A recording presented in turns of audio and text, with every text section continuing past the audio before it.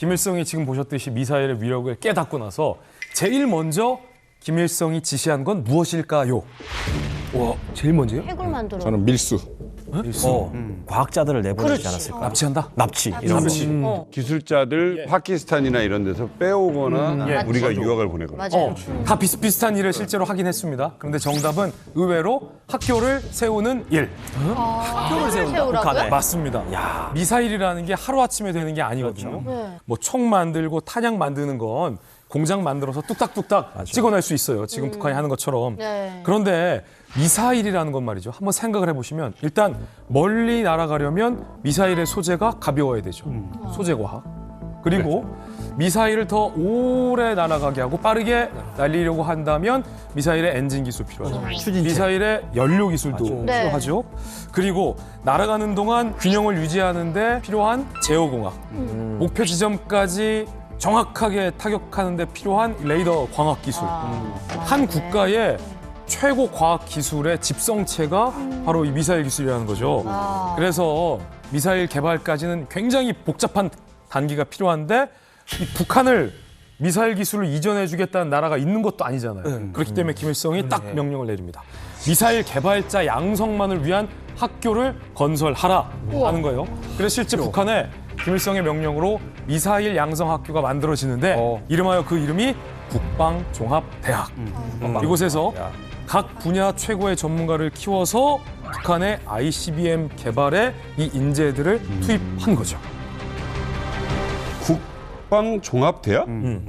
이걸 왜 내가 처음 듣는 거죠, 지금? 사실 그럴 수밖에 없는 게 저도 한국에 와서 국방종합대학을 처음 들었거든요. 왜냐하면 이곳에서 북한에서 그렇게 공을 들이고 있는 ICBM 그런 기술들을 만든다 그러면은 그 학교에는 매일에 쌓일 수밖에 없어요.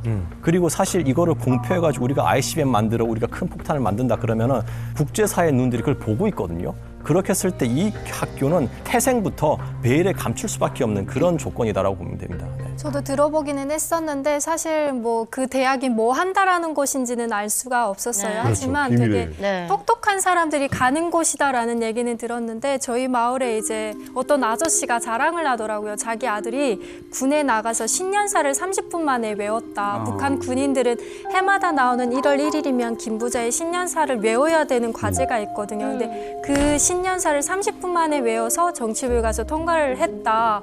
그러면서 막 그 군 쪽에서 자기 아들을 국방대학, 그때까지만 해도 종합이라는 건 빠져있고 국방대학이라고 했는데 국방대학에 자기 아들이 갈 수 있다라고 하면서 막 자랑을 하더라고요. 예. 그래서 아 정말 똑똑한 아이들, 수학을 잘하고 머리가 좋은 애들이 갈 수 있는 곳이구나라는 정도만 알고 있었어요. 잘은 모르셨는데 네. 아니 북한 주민분들도 이렇게 모를 정도로 꽁꽁 숨기는 학교잖아요. 근데 우리 또 이만감 출연자분들은 네. 또 어떻게 보면 북한의 또 최고 예? 이거 다 모르는 게 없으신 분들이잖아요. 이거 다 모르는 게 없으신 분들이잖아요. 우리 팀장님 대답을 못 하시는데. 사장님은 알고 있겠어요. 사실 그 대북 정보 하시는 분들, 특히 군사 정보 하시는 분들하고 이제 일부 전문가들 사이에서는 어느 정도 이름이 알려져는 있었죠. 근데 이게 이제 그 베일을 벗은 게 김정은이 스스로 네. 이런 데다 하고 맞아요. 2016년에 딱 공개를 해버렸어요. 왜요? 김정은이 2016년에 뭐야? 바로 그 배는 늘 국방종합대학을 시찰했어요. 그래요? 예, 가가지고 뭐 방문한 모습이 관영 매체로 되고 그리고 아예 저렇게 기념 촬영도 하고 상상. 벌써 저렇게 동상 서 있고 건물 규모를 보면 얼마나 공을 들인 그 학교인지 알 수 있고 저 뒤에 저기 탄피예요? 뭐 사람이에요? 지금 학생들이 지금 사람이야? 예, 군복을 입고 지금 서 있는 겁니다. 인간 탄피예요. 기관총 안 그랬는데 저래. 저 원래 안 그랬는데. 저기 뭐 김정은이가 아예 나 이 학교 정말 내가 키우겠다 이런 게 김정은이가 자기 이름을 붙여버려요. 정식으로 그랬다고요? 그러면 플레임이 뭐예요? 플레임이? 김정은 국방종합대학으로 아예 이름을 붙여버리고 합격시켜. 거기에 자기가 명예총장도 맡고 이렇게 합니다. 아니 이게 뭐 역사 속에서 보면 어떤 유명한 어떤 단체나 이런 데다가 왜 그 왕실에서 뭐 로얄이다. 그래서 어떤 그 명칭을 부여하는 게 있잖아요. 그만큼 이제 아끼고 이제 굉장히 그 전폭적인 지원을 약속한다 뭐 이런 뜻인데 그렇죠. 북한에서 이제 그 소위 이제 백두혈통이라 부르는 김일성, 김정일, 김정은의 이름은 사실은 그런 의미가 있는 거잖아요. 있죠. 그러니까 사실 저희가 김정은이가 지금 집권을 잡고 나서 김정은의 생일이 정확히 언제인지는 알지만 북한에서 기념을 하지 않고 있거든요. 그만큼 김정은이가 겸손하다고 하면 겸손한 행보를 보이고 있잖아요. 근데 대학교에 자기 이름을 줬다라는 거는 뭐냐면은 그 대학교에 어마어마한 힘을 실은 거고 자기대에 와서 김정은 국방 종합대학으로 승격을 시킨 건 뭐냐면은 이걸 통해서 저희가 북한의 미사일 기술, ICBM 기술이 어느 정도의 궤도에 올랐구나. 이제는 자신감 있게 공개를 한 거죠. 그렇게 봤을 때는 사실은 김정은도 이렇게 이야기했어요. 대학 위의 대학, 세계 1위의 대학을 만들겠다라고 천명을 했거든요. 그리고 북한 대학교 안에 김일성 동상, 김정일 동상이 2개 있는 거는요. 저는 처음 봤어요. 그만큼 이 대학교에 어마어마한 애정을 쏟고 있는 거죠, 지금.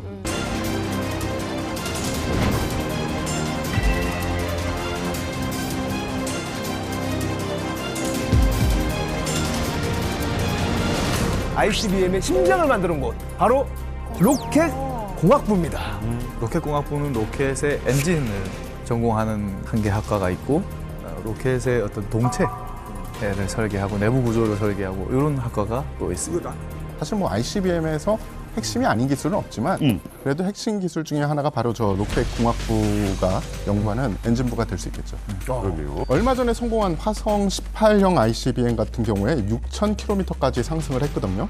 그래서 이거를 좀 정상 각도로 발사를 했다. 그러면 북한에서 충분히 미국의 지역을 타격할 수 있다라는 거예요. 로켓공학부가 일부로 지금 돼 있는 이유가 그쪽에 얼마나 힘이 실려 있는지 그렇죠. 추진체가. ICBM의 머리지요. 바로 브레인. 컴퓨터 공학부, 전자공학부입니다. ICBM이라는 이 무기 체계는 사실은 발사한 순간부터 컴퓨터 제어를 받을 수밖에 없거든요. 어떻게 보면은 뇌 같다고 보시면 돼요. 뇌와 신경 같은 그런 존재죠. 옛날처럼 뭐 사람이 조작하고 이런 거는 요새는 전혀 없고 다 컴퓨터로 하기 때문에 전기 회로니 소프트웨어니 뭐 이런 모든 것을 프로그래밍이니 이런 모든 것을 하는 게 바로 이 학부입니다. ICBM의 눈과 귀입니다. 광학부 자동 조종 공학부입니다. 로켓은 원칙적으로 하면 한 번 쏘면 끝이에요. 아, 조정하고 이게 아니라? 네. 근데 미사일 같은 경우에는 원격 조정이 됩니다. 이른바 그 항법 장치가 있어가지고 내비게이션이 되어 있어요. 요 차이가 이제 원론적으로는 로켓과 이제 미사일 차이거든요. 이른바 내비게이션이 되기 위해서는 뭐가 필요하냐면 바로 자동 조정 공학부 그리고 또 광학부가 빠질 수가 없어요. 눈이요. 자동 조정 공학부 같은 경우는 오토파일럿이 가능하고 그게 현실화되기 위해서는 이제 레이더가 있어야 되는데 이 레이더는 바로 광학부에서 만드는 거죠. 그래서 ICBM이 타겟까지 갈 수 있도록 유도하는 기술을 이 학부에서 만드는 거예요. 아니 충거 씨는 그러면 다른 학부에 이거 친구분들 이런 사람들이 있었을 거 아니에요? 그럼 서로 뭐 나는 뭐 한다 하면서 누가 더 힘들다 막 이런 얘기는 안 하셨어요? 뭐 누가 더 힘들다 이런 말보다는 누가 좀 더 중요하냐 약간 그런 집이 또 있거든요 이게. 니들이 아무리 잘해도 우리가 없으면 안 돼. 누가 최고야 약간 이런 느낌. 이 질문에 저희가 뭐라고 느꼈냐면 우리나라 같은 경우에 카이스트가 있잖아요. 카이스트를 이제 가봤더니 그 과에서 하는 것도 있지만 융합이라는 게 대세가 됐고 이쪽 과와 이쪽 과가 모여서 프로젝트를 하고 이런 일이 많더라는 거죠. 그런 게 있어요? 북한은 이 기밀 때문에 상호 융합이 안 됩니다. 소통이 안 돼요. 그래서 미사일을 만들잖아요. 미사일 하나를 만드는 게 한 공장에서 만들어지지 않습니다. 여러 부품들이 다른 공장들에서 만들어져서 하나의 공장에서 조립이 되는데 이 공장들 간에도 소통이 잘 안 돼요. 세로로 쪼개놓은 형태네요. 그렇기 때문에 품질 관리도 더 어렵고요. 그 과에는 재료공학과는 좀 라이벌로 삼는 과가 있다면 어디예요? 아무래도 뭐 잘 나가는 과가 제일 뭐 어디요? 이겨야 되는 과고요. 컴퓨터공학과랑 뭐 자동조종공학과 이런 것들이 가장 최근에 생겼고 배치를 받아도 평양 인근에 받게 되고. 로켓 이런 게 아니네요. 그리고 또 당시에는 북한이 이제 컴퓨터 IT를 또 중요시해서 IT에 대한 어떤 선망 이런 것들이 좀 있었습니다. 해커도 만들고 막. 근데 사실 눈으로 보기에 가장 멋있는 데는 그 상용무기학과. 그게 뭐예요? 상용무기학과는 장갑무기학과도 있고 그리고 어뢰학과도 따로 있고 잠수함학과가 따로 있고 저격무기학과가 있고 아, 그런 것도 있어요. 그러니까 ICBM만 만드는 게 아니고. 상용무기 학부만 유일하게 ICBM에서 배제돼 있어요. 거기는 다른 재래식 무기들을 다 하거든요. 아, 근데 그림은 좋겠네요. 아, 그림 좋고 이 친구들은 실습할 때도 실제 총 들고 나가고 전차 타고 나가고 험난해. 실수탄이 없게 탱크 타고 막. 장갑무기학과가 제일 뽀대가 났죠. 아니, 뽀대 맞나요? 뽀대라 해도 되나요? 근데 소재는 사실 이런 거기 때문에 티가 안 나요. 사고 나는 사례가 있었죠. 제가 있을 때 뭐 제가 직접 경험한 건 아니지만 네네. 들은 얘기를 말씀을 드리면 화학재료공학부에 폭약 및 화약공학과라는 게 있어요. 그렇죠. 얘네들은 수류탄도 직접 만들고 포탄도 만들고 실제 쏴봐요. 그런 곳이니까. 네. 근데 이게 실험실에서 만들다 보니 뭐 좀 학생들이 만들면 좀 오류도 있을 수 있잖아요. 그렇죠. 그래서 포에다 넣고 딱 쐈는데 터지지 않는 거예요. 발라는 갔는데 포탄이 그냥 박힌 거예요. 어머. 이걸 수거해야 돼. 언제 터질지 모르잖아요. 아유, 위험하다. 그러면 그 실험하던 학생들끼리 가위바위보를 합니다. 왜? 야. 수거하러 가는 사람을 뽑아야 되잖아요. 그럼 군부대에서 와서 해야 되는 거 아닙니까? 그런 거 없어요. 우리나라처럼 안전 어떤 그런 매뉴얼, 안전 시설 이런 것들이 제대로 되어 있지 않기 때문에 학생들이 다 하거든요. 그래서 가위바위보를 하면 지는 사람이 생기잖아요. 그럼 그 지는 학생이 방호복도 없이 그냥 맨몸으로 포복으로 이제 그 포탄이 떨어진 곳으로 가요. 가게 되면 학생들이 그 뒤에서 장성곡을 불러줘요. 예? 장난치는 거야. 되게 뭔가 우프다고 해야 되나요? 그러니까. 좀 목숨이 되게 걸린 슬픈 일이니까. 목숨 걸린 일인데 또 어떤 면으로는 웃기기도 하고. 친구들끼리 그냥 약간 장난식으로. 왜냐면 여기서 너무 정숙해지면은 더 그러니까 약간 웃으면서 하는데 장성곡을 불러주면서 이렇게. 또 사고 난 게 어떤 거냐면 그 상용무기학과에서 일어난 일인데 지뢰를 전문으로 하는 지뢰요. 지뢰 위험하다. 학과예요. 근데 이게 지뢰의 특성들을 실습할 때 알려준단 말이에요. 그렇죠. 뭐 개인 지뢰, 대전차 지뢰 뭐 이런 것들 있지 않습니까? 근데 대전차 지뢰는 사람이 올라가도 원래 터지지 말아야 돼요. 그렇지. 그러니까 그런 그 무게가 사람 무게로는 안 터지죠. 안 터지. 전차 정도의 무게, 뭐 어떤 트럭이나 뭐 이런 정도의 무게여야 터지게 만들다 보니까. 교수가 이제 학생들한테 설명을 하는 거예요. 대전차 지뢰를 놓고 그 위에 올라가서 내가 이렇게 올라가도 안 터져. 이러면서 이제 실습을 하는 거예요. 근데 좀 더 이제 과해갖고 이거 뛰어도 안 터져 하면 한번 딱 뛰었는데 터진 거예요. 와. 여기 수업을 듣던 학생. 터졌다는 거예요? 그래서 수업을 듣던 학생들이 전부 이제 사망하고. 매전차 지뢰가 터졌으면 그 반경에 있는 사람은 다 죽죠. 강철을 뚫는 건데. 그 안정성도 그만큼 떨어진다는 얘기고. 안정성도 떨어지고 어쨌든 뭐 품질이 좋지 않으니까 원래는 터지지 말아야 될 것이 터져버린 거죠. 예. 이건 월급을 받아야 될 것 같은데. 받아야 될 것 같아요. 위험수당도 받아야 되고. 최선희 외무상이 일 하나는 아주 끝내주게 잘합니다. 기대해 주셔요.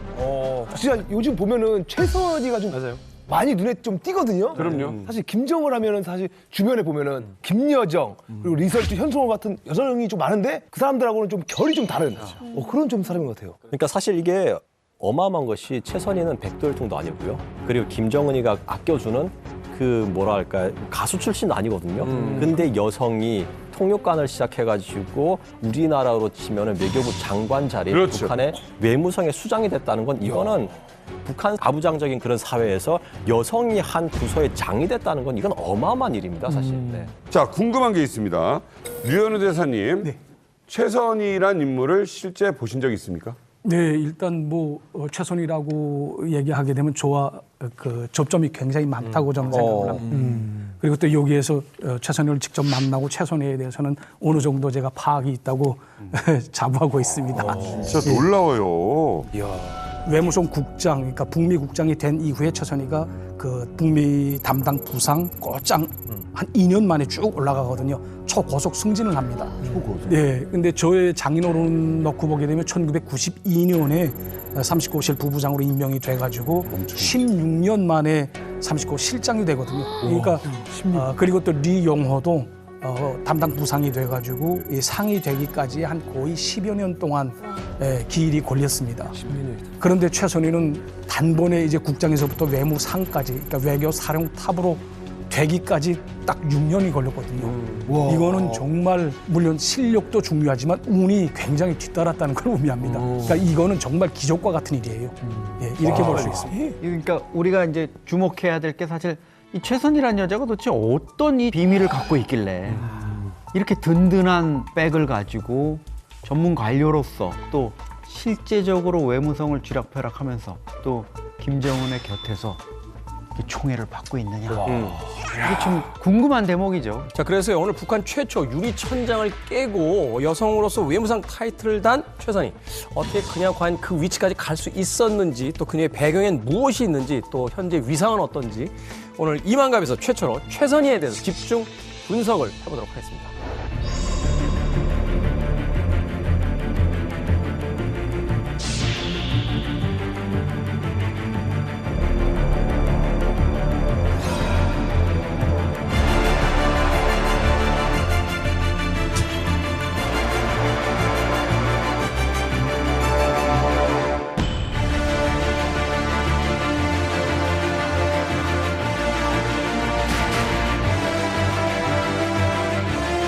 그러고 보니 대부분이 여성들에게 휩싸여 있는 김정은.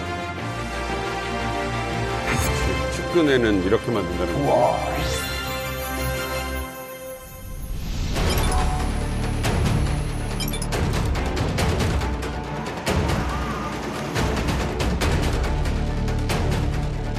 자신감이라고 해야 될까요? 그런 게 굉장히 있고 안절부절을 한 적은 없어요.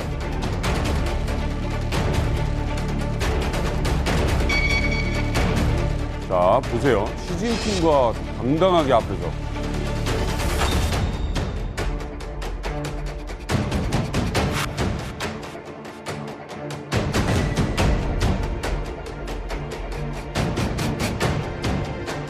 Our belief that we should strongly hold to the nuclear weapons to deter the possible U.S. attacks. The United States is trying to threaten DPRK with nuclear weapons, so we are trying to strengthen our nuclear capabilities in order to cope with the.